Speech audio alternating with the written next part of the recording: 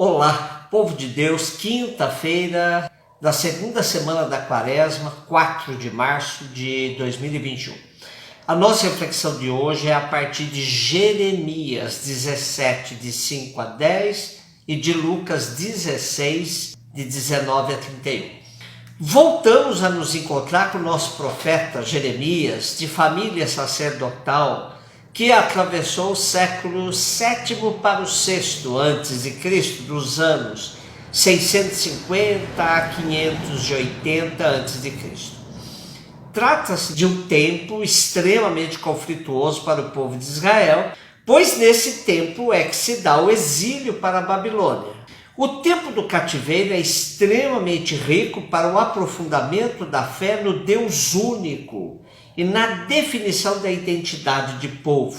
Tempo de crise pode ser sempre, quando bem vivido, um tempo de evolução, de amadurecimento, de redefinições nos caminhos escolhidos na vida.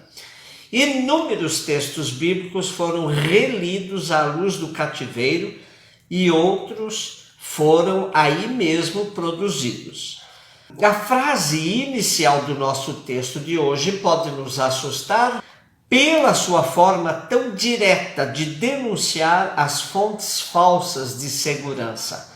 Maldito aquele que confia no homem e conta somente com a força humana, afastando o seu coração do Senhor. Podemos dizer que no caso de Jeremias trata-se de uma convicção que brota de sua própria experiência. Perseguido, injuriado, difamado por tantos, Jeremias pôde dizer em alto e bom som: maldito o homem que confia em outro homem e que põe nele sua segurança. Porém, vejamos que também o profeta alerta para quem coloca sua confiança em si mesmo e não em Javé. Javé, sim, é a nossa única fonte de confiança. Por isso, contrapondo à maldição, temos também uma bem-aventurança. Bendito o homem que confia no Senhor, que tem no Senhor a sua esperança. No melhor estilo sapiencial, como aparece no primeiro salmo, temos a comparação do justo com a árvore plantada à beira-rio. É como a árvore plantada perto da água, diz Jeremias, a qual estende as raízes em busca de umidade. Não teme quando vem o calor e a sua folhagem fica sempre verdejante. Não sofre com a seca e não deixa de dar frutos. E Jeremias continua a nos ensinar que a verdadeira confiança está no Senhor, pois até mesmo nosso coração, que para eles era centro das decisões e da afetividade humana, pode nos trair. Diz ele: nada mais enganador que o coração, tantas vezes perverso. Quem o pode conhecer? O Senhor, é Ele que penetra os corações e sonda as entranhas, a fim de recompensar cada um pela sua conduta e pelos frutos das suas ações. Belíssimo também, nessa perspectiva, o Salmo 40, que expressa confiança em Deus, rezando: esperei confiantemente pelo Senhor e Ele, inclinando-se para mim, ouviu o meu grito, o meu clamor. Ele me tirou de um poço de destruição, colocou os meus pés sobre uma rocha e me firmou os passos. Pôs em minha boca um novo cântico de louvor ao nosso Deus. Como é feliz o homem que confia no Senhor. Lucas 16, 19 e 31. Lucas é o evangelista que mais bem relata o conflito de interesses de classes sociais.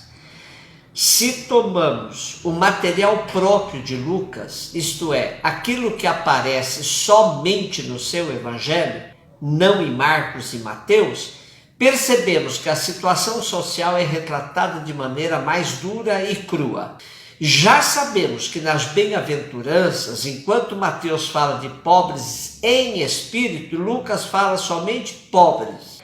É o único que traz o Magnífica, onde Maria diz que Deus despediu os ricos de mãos vazias e saciou de bens os famintos. Também é exclusivo de Lucas o relato da conversão do rico ladrão Zaqueu. E, sobretudo, Lucas nos mostra Jesus dizendo que sua missão é anunciar a boa nova aos pobres. A parábola de hoje é bem didática, mostrando que a confiança na riqueza, que provoca reações de indiferença em relação aos pobres, poderá padecer a inversão da situação no pós-morte. Observemos que o rico não é descrito como alguém mau, perverso, mas sim indiferente frente à situação dos pobres. Dar banquete em si mesmo não é imoral, mas banquetear-se sabendo que os pobres batem à porta, esperando migalhas que sobram, torna-se assim uma atitude que grita por si mesma. No diálogo com Abraão, temos um rico até preocupado com seus irmãos, o que nos sugere que a riqueza entorpece a pessoa, não permitindo que veja a realidade ao seu redor. Interessante observar também que Lucas, ao denunciar o abismo que há entre salvos e condenados no pós-morte, revela o abismo social que há entre ricos e pobres. E pela argumentação deduz-se que o rico seja um judeu observante da lei, pois ele chama Abraão de pai e recebe de Abraão a alerta de quem quer se salvar precisa seguir Moisés e os profetas, a lei e a profecia. E por fim, a parábola revela a necessidade de se acreditar na ressurreição, realidade negada pelos saduceus, aristocracia judaica da época. Lázaro é um pobre silencioso que tem o consolo dos cães que vêm lamber suas feridas. Não há uma reação do pobre, nem em vida e nem depois da morte. A parábola passa-nos a sensação de que somente Deus é o consolo dos pobres. E nesse aspecto combina com a leitura de Jeremias, que maldiz o homem que confia em outro homem, e que se deve apenas depositar a esperança no consolo que vem de Deus. A pandemia desmascarou ainda mais a desigualdade social na qual está mergulhado o nosso país. O desemprego já era bem alto antes da pandemia, por meio de uma política econômica desastrosa do governo. O retorno do país ao mapa da fome é outro indicador que revela o desastre das decisões da equipe econômica atual. Estamos vendo crescer o abismo que separa ricos e pobres, pois em plena pandemia a concentração de renda aumentou assustadoramente. O Brasil é o segundo país de maiores taxas de concentração de renda, perdendo apenas para o Catar. 1% mais rico da população brasileira detém 28,3% da renda. E 10% mais ricos ostentam 42,5%. Enquanto isso, os 40% mais pobres possuem 10,4%. Essa situação continua a se agravar, multiplicando os Lázaros da parábola, que continuam sentados à porta dos grandes banqueteadores de hoje, tão indiferentes e insensíveis como o rico da parábola.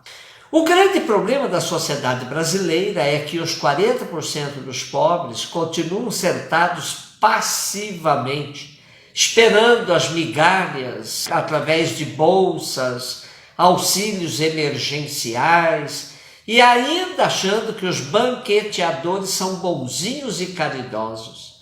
Desta forma, o país não muda nunca. E podemos repetir com Jeremias todos os dias: maldito o homem que confia em outro homem. Apesar das sombras deste mundo fechado à solidariedade, o Papa Francisco nos convida para não perdermos a esperança. Diz assim: convido à esperança que nos fala de uma realidade que está enraizada no fundo do ser humano, independentemente das circunstâncias concretas e dos condicionamentos históricos em que vive. Fala-nos de uma sede, de uma aspiração, de um anseio de plenitude, de vida bem-sucedida, de querer agarrar o que é grande, o que enche o coração e eleva o espírito para coisas grandes como a verdade, a bondade, a beleza, a justiça e o amor.